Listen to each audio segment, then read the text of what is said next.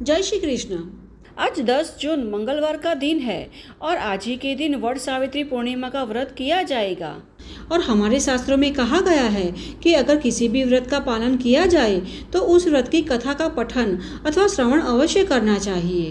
व्रत का पालन संपूर्ण नियमों के अनुसार श्रद्धापूर्वक करने से ही व्रत का पुण्य फल प्राप्त हो सकता है। इसलिए आज हम वट सावित्री व्रत की कथा का श्रवण करेंगे। तो कथा सुनने के लिए अंत तक हमारे साथ जुड़े रहना और कथा अच्छी लगे तो एक लाइक अवश्य करना। साथ ही ऐसी ही वैदिक कथाओं का श्रवण करने के लिए इस चैनल को सब्सक्राइब भी कर लीजिएगा।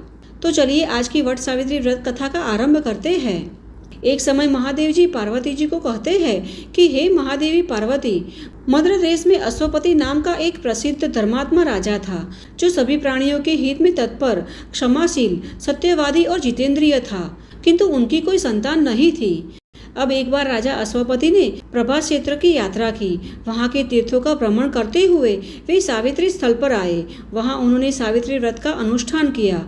अतः उन पर ब्रह्मा जी की प्रिय पत्नी भूर्भुवस्सुः स्वरूपा सावित्री देवी प्रसन्न हुए और प्रत्यक्ष प्रकट होकर दर्शन दिए। उनके हाथ में कमंडल सुशोभित था और मुख और नेत्र प्रसन्नता से खिले हुए थे। अब देवी सावित्री बोली, राजन वर मांगो। तब राजन ने कहा, देवी वैसे तो मेरे जीवन में किसी भी बात की कमी नहीं है, किंतु मुझे कोई संतान नहीं है, बस इसी बात का दुख है। अगर आप मुझ पर प्रसन्न है तो मुझे संतान का वर दीजिए। तब देवी सावित्री ने कहा, राजन मेरे वरदान से आपको एक पुत्री की प्राप्ति होगी। इस प्रकार कहकर सावित्री देवी अंतर्ध्यान हो गई और कुछ समय के पश्चात राजा अश्वपति के यहाँ सावित्री देवी की कृपा से एक दिव्य स्वरूपा कन्या का जन्म हुआ। अब पूजा से प्रसन्न होकर सावित्री देवी ने ही राजा को यह कन्या दी थी, इसलिए ब्राह्मणों ने उसका नाम सावित्री रखा। वह राजकुमारी आदर्श लक्ष्मी जी की तरह बढ़ने लगी और उसे देखकर हर कोई यही बात कहता था कि कोई देव कन्या ही पृथ्वी पर उतर आई है। अब एक दिन राजा ने उस देव रूपिणी कन्या को देखकर मंत्रियों से चर्चा की और कहा, पुत्री आपके विवाह का समय आ गया है, परंतु जब मैं इस बात में सोचता हूँ तो तुम्हारे योग्य वर नजर नहीं आता। अतः देवताओं आदि द्वारा मुझे निंदनीय न होना पड़े, ऐसा कोई प्रयत्न करना आवश्यक है। मैंने धर्मशास्त्रों में सुना है कि जो कन्या विवाह से पूर्व पिता के घर में ही रजस्वला होती है तो कन्या के पिता को ब्रह्म हत्या का पाप लगता है। इसलिए मैं तुम्हें वृद्ध मंत्रियों के साथ तीर्थ यात्रा पर भेजता हूँ। तुम स्वयं ही अपने लिए पति का चयन कर लो। अब जैसे आपकी आज्ञा पिताजी, कहकर सावित्री ने अपने पिता की बात मान ली और मंत्रियों के साथ यात्रा पर निकल पड़ी। वहाँ राशियों के सुंदर तपोवन में गई, वृद्ध महर्षियों के चरणों में शीश झुकाया और समस्त आश्रमों तथा तीर्थों की यात्रा करने के पश्चात सावित्री घर वापस आई। तब उसने अपने समक्ष आसन पर विराजमान देवर्षि नारद जी को देखा। तब उन्हें प्रणाम करके पिता से कहा कि शाश्वत देश में एक धर्मात्मा क्षत्रिय राजा रहता था, उसका नाम धूमसेन है। वे संयोगवश अंधे हो गए हैं। उसका सामंतक रुक्मी पहले से ही उससे शत्रुता रखता था। अवसर देखकर उसने राजा का राज्य भी छीन लिया। इसलिए राजा धमसेन अपनी पत्नी के साथ वन में चला गया। उसके साथ उसका एक छोटा बालक भी था। इस प्रकार वन में ही अपना समय बिताते हुए उस राजा का पुत्र वन में ही बड़ा हो गया। वह परम धर्मात्मा है, उसका नाम सत्यवान है और सत्यवान ही मेरे पति बनने योग्य है, जिसके साथ मैं सबसे अधिक सहज हूँ। मैं उससे ही विवाह करना चाहती हूँ। अब सावित्री की बात सुनकर नारद जी बोले, राजन सावित्री अभी बच्ची है, तभी तो उसने पुण्यवान सत्यवान का वर्ण किया है। उसके पिता सत्यवादी है, उसकी माँ भी सच बोलने वाली है और स्वयं भी वह सच बोलता है। इसलिए ऋषियों ने उस राजकुमार का नाम सत्यवान रखा। सत्यवान को अश्व अत्यंत प्रिय है, इसलिए वह मिट्टी के अश्व बनाते हैं और अश्व के चित्र भी बनाते हैं। अतः उसका दूसरा नाम चित्रस्व भी है, किंतु उसका चयन कर सावित्री को बहुत बड़ा कष्ट भुगतना पड़ेगा। वैसे तो धूमसेन का वह पुत्र विद्या, दान और सद्गुणों में देवताओं के समान है। उसी नगर राजा शिवी के समान सत्यवादी और ब्राह्मण भक्त है। वह ययाति के समान दानी, चंद्रमा के समान सुंदर, अश्विनी राजकुमारों के समान रूपवान तथा अत्यंत शक्तिशाली है। किंतु उसमें एक दोष है, आज से 1 वर्ष पूर्ण होने के पश्चात उसका आयुष्य समाप्त हो जाएगा और वह अपने शरीर को त्याग देगा। अब नारद जी की यह बात सुनकर राजा ने कन्या से कहा, पुत्री सावित्री जाओ, अन्य कोई श्रेष्ठ पति का चयन करो। यह सत्यवान तो 1 ही वर्ष में अपने देह को त्याग कर मृत्यु को प्राप्त होगा। तब सावित्री ने कहा, पिताश्री, समस्त राजा कोई बात एक ही बार कहता है, विद्वान पुरुष भी एक ही बोली बोलता है और कन्या का दान भी एक ही बार किया जाता है। यह तीनों बात एक ही बार होती है। सत्यवान दीर्घायु हो कि अल्पायु, गुणवान हो कि गुणहीन, मैंने उसे मन ही मन अपना पति मान लिया है। अतः किसी दूसरे को मैं अपना पति कैसे चुन सकती हूँ? मन में पहले निर्णय लेने के बाद ही वाणी के माध्यम से कोई बात कही जाती है, फिर उसे कार्य रूप में परिवर्तित किया जाता है। मैंने वैसा ही किया है। इस विषय में मेरा मन ही एकमात्र प्रमाण है। अब यह सुनकर नारद जी बोले, राजन, यदि सावित्री की यही इच्छा है तो आपको भी इस रिश्ते को स्वीकार कर शीघ्र ही उनका विवाह करवा देना चाहिए। आपकी पुत्री के विवाह में कोई बाधा नहीं आनी चाहिए। अब यह कहकर नारद जी स्वर्ग चले गए और राजा ने शुभ समय पर वेदों में पारंगत ब्राह्मणों द्वारा पुत्री के सभी वैवाहिक कर्तव्यों को पूर्ण कर दिया।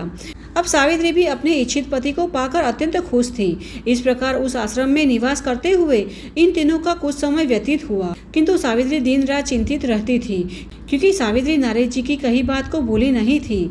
उसने मन ही मन गणना की और उसे एहसास हुआ कि मेरे पति की मृत्यु आज से चौथे दिन हो जाएगी।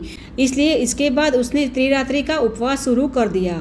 यह कार्य पूरा करके सावित्री ने स्नान किया और देवताओं तथा पितरों को प्रणाम करके अपने सास ससुर के चरणों में प्रणाम किया। तत्पश्चात सत्यवान हाथ में भाला लेकर वन में चला गया। अब सावित्री भी उसके पीछे पीछे चली गई। सत्यवान ने जल्द ही फल, फूल, जड़ी बूटियां और कुशा इकट्ठा की और सूखी लकड़ियों का एक गठरा बनाया।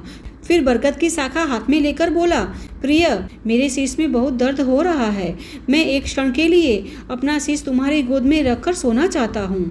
तब सावित्री बोली, महाबाहो, आइए थोड़ा आराम कर लीजिए, थोड़ी देर पश्चात हम आश्रम में जाएंगे। तब जैसे ही सावित्री की गोद में सिर रखकर सत्यवान जमीन पर लेटा तो सावित्री ने एक पुरुष को देखा जो काला और पीला दिखाई दे रहा था। सिर पर मुकुट और अंगों पर पीतांबर धारण किए हुए वह साक्षात सूर्यदेव के समान शोभायमान हो रहा था। सावित्री ने उन्हें प्रणाम किया और मधुर स्वर में पूछा, आप कौन है? दूर ही रहिए, मेरे पति भक्ति के प्रभाव से मुझे कोई भी धर्म से विमुख नहीं कर सकता। एक धधकती हुई ज्वाला की तरह कोई भी मेरा स्पर्श भी नहीं कर सकता। तब यमराज ने कहा, हे पतिव्रते, मैं सबको नियंत्रित करने वाला यम हूँ।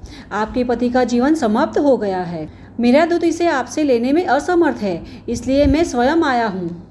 अब जैसे ही उन्होंने यह कहा, सत्यवान के देह से अंगूठे के आकार का एक पुरुष बाहर निकला जो पास से बंधा हुआ था। अब सावित्री ने उसे देखा और स्वयं यमराज के पीछे चलने लगी। अपनी भक्ति के प्रभाव से उन्हें वहां जाने में कोई कठिनाई नहीं हुई। तब यमराज ने उससे कहा, सावित्री, तुम बहुत दूर आ गई हो, अब वापस जाओ। इस मार्ग पर कोई भी जीवित मनुष्य नहीं जा सकता। तब सावित्री बोली, प्रभु, मुझे चलने में न कोई परिश्रम हो रहा है और ना ही कोई संकोच। एकमात्र पति के सिवा स्त्री के लिए कोई अन्य आश्रय नहीं है। अब इस प्रकार सावित्री के मुख से अन्य कई धर्मयुक्त मधुर बातें सुनकर सूर्यनंदन यम सावित्री पर अत्यंत प्रसन्न होते हुए बोले कि हे देवी, आपका कल्याण हो। आपकी बातें सुनकर मैं अत्यंत प्रसन्न हुआ हूँ।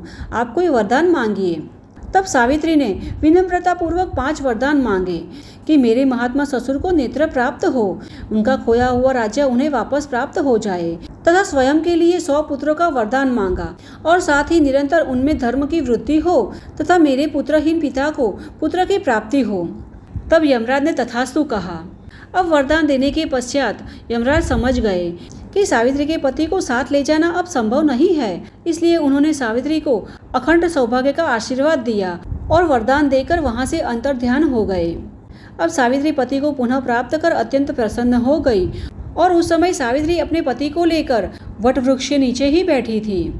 तो इस प्रकार सावित्री ने यमराज से पति सत्यवान के प्राण वापस लिए और अपने पतिव्रता धर्म का पालन किया।